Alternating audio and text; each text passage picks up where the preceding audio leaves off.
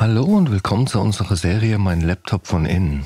Hier möchte ich euch in einem schnellen Überblick zeigen, wie ihr den Akku tauscht und wie ihr an die wichtigsten Komponenten herankommt, wie SSD, RAM, Lüfter. Ich zeige euch dabei das Innenleben des Laptops. Ich zeige euch auch, was es an Tipps und Tricks noch gibt, was ihr vielleicht beachten müsst. Und dass es im Grunde genommen nicht so schwer ist, einen Laptop aufzuschrauben und an die einzelnen Komponenten heranzukommen. Legen wir los.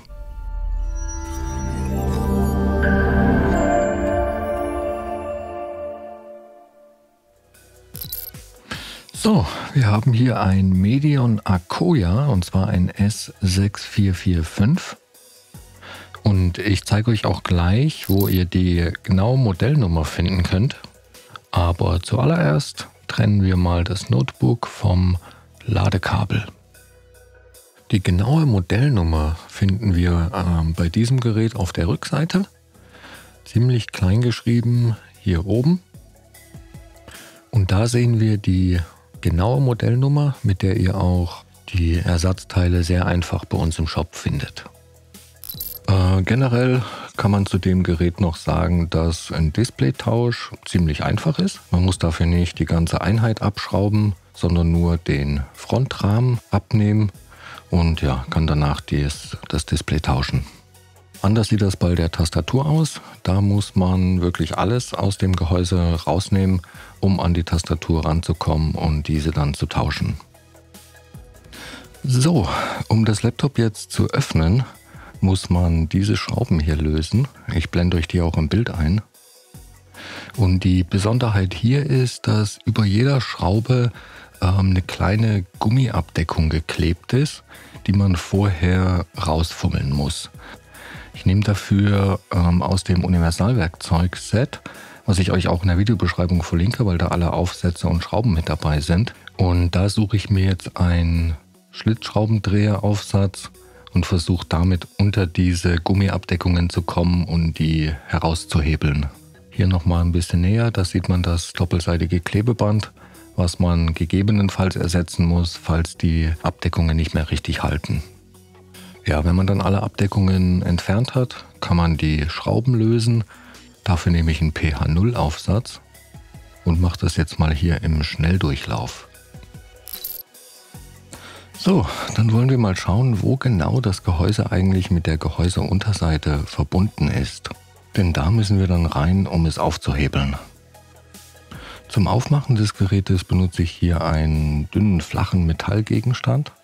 Und dann schaue ich mal, wo ich am besten reinkomme, um eine Öffnung zu kriegen.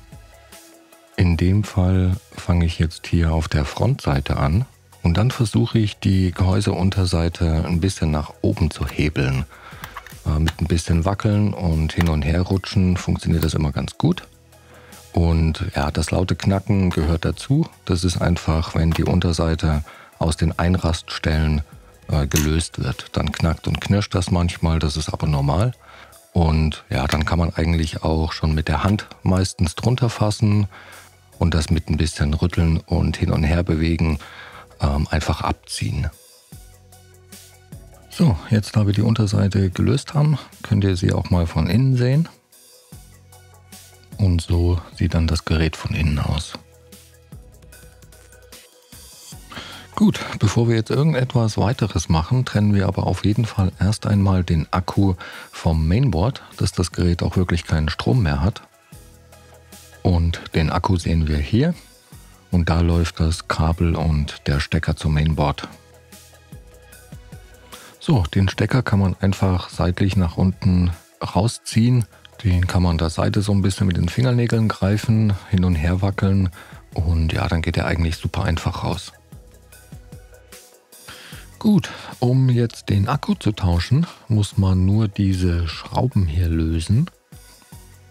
Das mache ich jetzt im Schnelldurchlauf. Und danach kann man den Akku auch einfach nach oben hin aus dem Gerät nehmen und gegebenenfalls durch einen neuen ersetzen. Unter dem Akku sehen wir hier jetzt übrigens auch das Touchpad. Das lässt sich in dem Fall auch einzeln lösen. Dafür muss man nur diese 3 Schrauben hier herausnehmen und dann dieses Kabel hier noch trennen. Um den RAM zu tauschen, von denen hier nur ein Slot belegt ist, der andere ist leer, muss man eigentlich nur diese beiden Klammern an der Seite so ein bisschen nach außen schieben und dann springt der einem förmlich schon entgegen. Man kann den dann einfach rausziehen und umgekehrt einfach wieder genauso reinstecken und dann nach unten drücken, bis die beiden Klammern wieder einrasten. Um an die SSD ranzukommen, müssen wir dieses Kabel hier lösen, was unter so einem kleinen Klebestreifen ist. Den nehme ich jetzt hier einfach ab.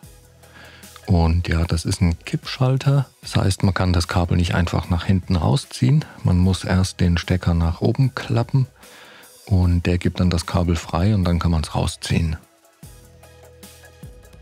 Hier sehen wir jetzt die SSD und um die auszutauschen, muss man eigentlich nur die Schraube hier unten lösen.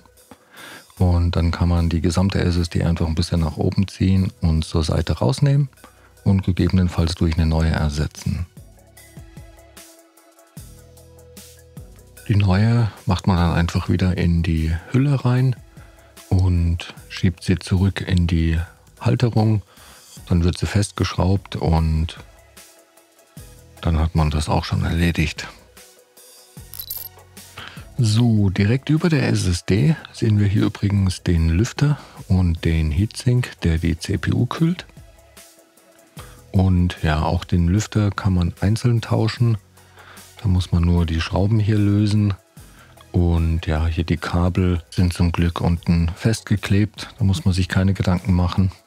Und hier sehen wir nochmal von nah das Kabel, was den Stecker verdeckt. Und ja, die Steckverbindung vom Lüfter selber. Gut, ich löse die Schrauben und den Stecker jetzt hier mal im Schnelldurchlauf.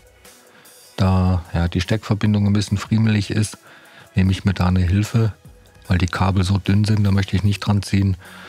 Damit kann man den Stecker ein bisschen aufrütteln und ja, dann nach hinten wegziehen. Den Lüfter kann man dann einfach rausnehmen und durch einen neuen ersetzen. Der kommt dann in umgekehrter Reihenfolge wieder rein.